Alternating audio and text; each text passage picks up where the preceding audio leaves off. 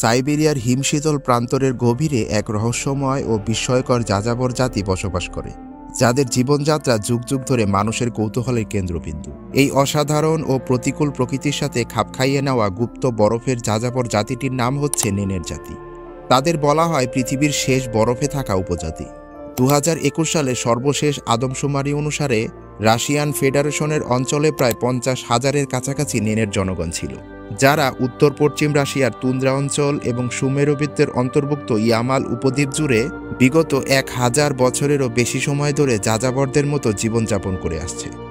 তুষারে ঢাকা বিশাল তুন্দ্রাভূমি, -50 ডিগ্রির হাড় কাঁপানো ঠান্ডা এবং প্রতিকূল পরিবেশের মধ্যেও তারা টিকে আছে। বাইরের পৃথিবীর কাছে এই জাতিকে নিয়ে রয়েছে নানা ধোঁয়াশা। বলা হয়ে থাকে এরা এই বরফের ভেতর এমন কিছু রহস্য সন্ধান জানে যা পৃথিবীর অন্য কেউ আজ পর্যন্ত জানতে পারেনি। আজকের এপিসোডে আমরা জানব যাযাবর নেনের জাতি কারা, সাইবেরিয়ার শীতকালের যাযাবরদের জীবন কেমন, কিভাবে তারা রাশিয়ার এই তীব্র ঠান্ডায় চরম পরিস্থিতির মাঝেও একটা দিন কাটায়, এবং তাদের সাথে আর কোন কোন ভয়ঙ্কর প্রাণীরাও বসবাস করে। আজ আমরা নেনেট সম্প্রদায়ের বেঁচে থাকার কৌশল, সমৃদ্ধ ইতিহাস এবং তাদের নিয়ে গড়ে ওঠা রহস্যগুলো সম্পর্কে জানব। ভিডিওটি শেষ পর্যন্ত দেখুন, কারণ আজকে আপনারা জানতে চলেছেন পৃথিবীর এক অভিনব বরফের যাযাবর জাতিকে নিয়ে। এসটিআর বাংলায় নতুন হলে সাবস্ক্রাইব করতে ভুলবেন না। তুষারময় সাইবেরিয়ার প্রত্যন্ত অঞ্চল, যেখানে তাপমাত্রা -50 ডিগ্রি সেলসিয়াসের নিচে নেমে যায়, সেখানে নেনেরদের দিন শুরু হয় প্রকৃতির সাথে মানিয়ে নেওয়ার সংগ্রামের মধ্য দিয়ে। সূর্যের প্রথম আলো বরফের উপর ঝলমল করলে নেনেরদের দিন শুরু হয়ে যায়। সকালে তাদের প্রথম কাজ হচ্ছে তাঁবু পরিষ্কার করা, যাকে এরা চুম বলে ডাকে। এই তাঁবু তৈরি করতে মূলত রেনডিয়ারের চামড়া ব্যবহার করা হয়। সর্বপ্রথমে রেনডিয়ারের চামড়া একত্রে সেলাই করে একটি বৃত্তাকার কাঠামো তৈরি করা হয়, যা তাঁবুর মূল ফ্রেম হিসেবে কাজ করে।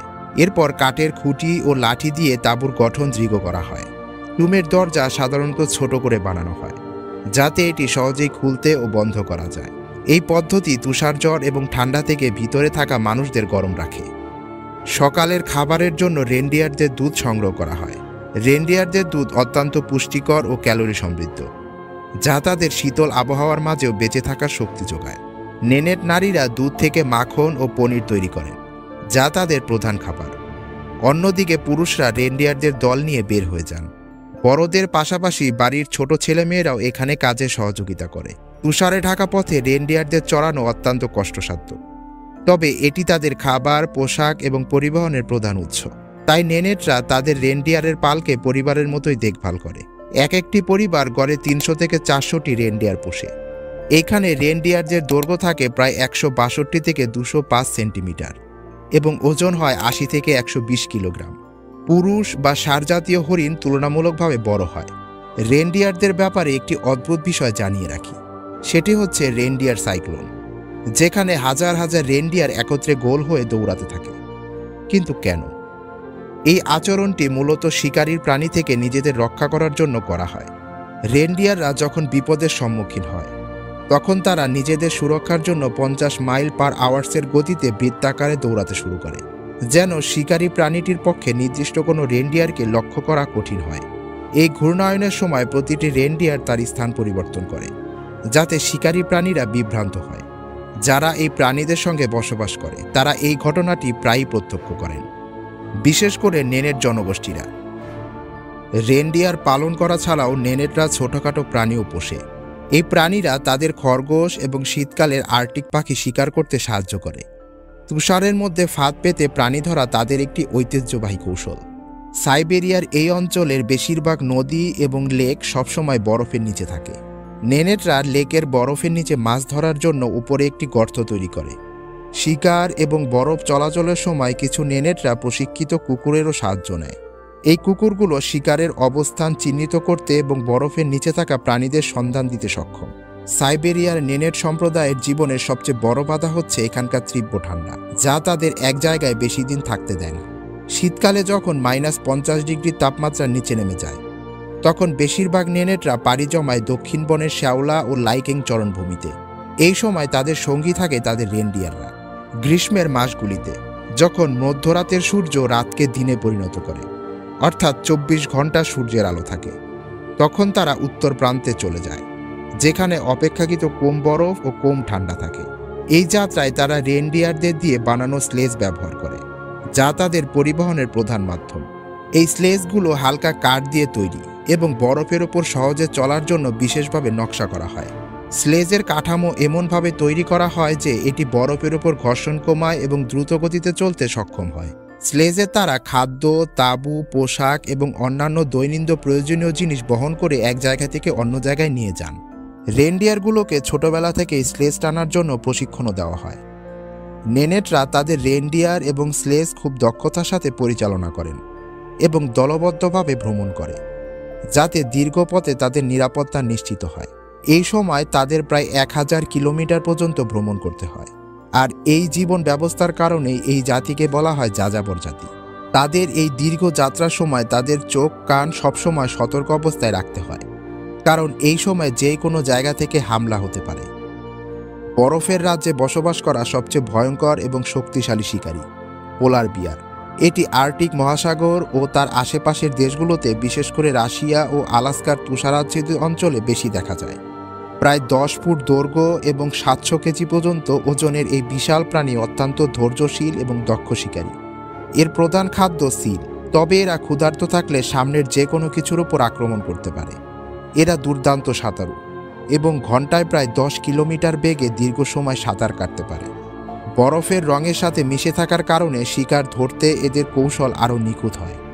নেনেট সম্প্রদায়কে এইসব শত্রুর মোকাবেলা করে সামনে এগিয়ে যেতে হয়, কারণ তাদের পিছে ফিরে যাওয়ার আর কোনো রাস্তা নেই।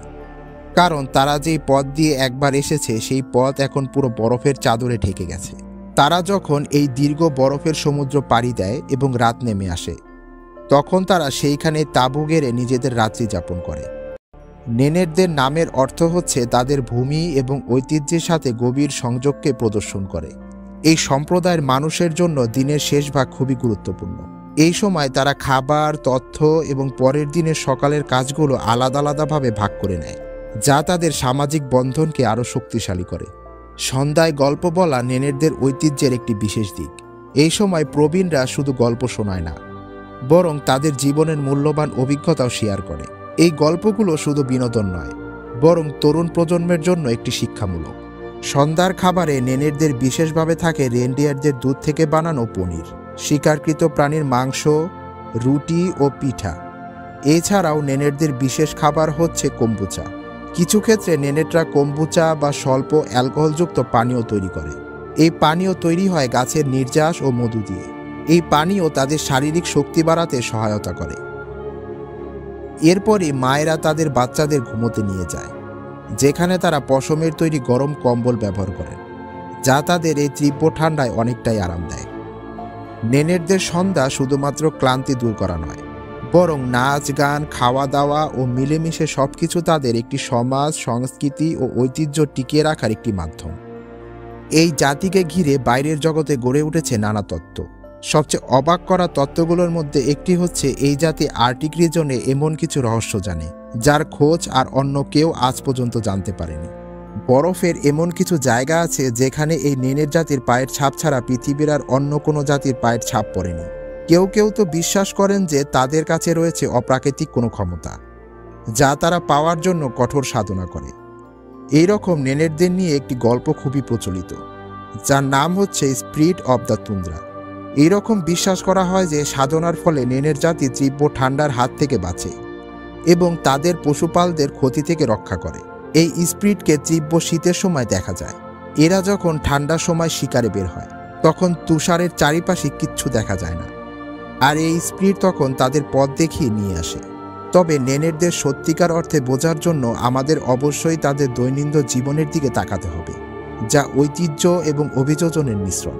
কিন্তু বর্তমানের অনুপ্রবেশ, গৃহযুদ্ধ, বিপ্লব এবং জোরপূর্বক সমষ্টিকরণে নেনেট সম্প্রদায় আজ বিলুপ্তির পথে। রুশ বিপ্লবের পরে সোভিয়েত সমষ্টিকরণের নীতির কারণে নেনেট সংস্কৃতি নানাভাবে ক্ষতিগ্রস্ত হয়। সোভিয়েত ইউনিয়নের সরকার যাযাবরদের স্থায়ীভাবে বসতি স্থাপন করতে বাধ্য করার চেষ্টা করেছিল। স্ট্যানলির শাসনামলে নেনেট সম্প্রদায়গুলিকে ব্রিগেড নামের একটি দলে ভাগ করা হয়েছিল এবং কোলখোজি গ্রামে বসবাস করতে বাধ্য করা হয়, এবং এক একটি দলকে রেনডিয়ারের মাংস ট্যাক্স হিসেবে দিতে বাধ্য করা হয়েছিল। শিশুদের তাদের পরিবার থেকে বিচ্ছিন্ন করে সরকারি বোর্ডিং স্কুলে পাঠানো হয়েছিল। যেখানে তাদের নিজেদের ভাষায় কথা বলতেও নিষেধ করা হয়েছিল। কিন্তু এত চ্যালেঞ্জের সম্মুখীন হওয়া সত্ত্বেও নেনেট সম্প্রদায় এবং ঐতিহ্যের একটি দৃঢ় অনুভূতি বজায় রেখেছে।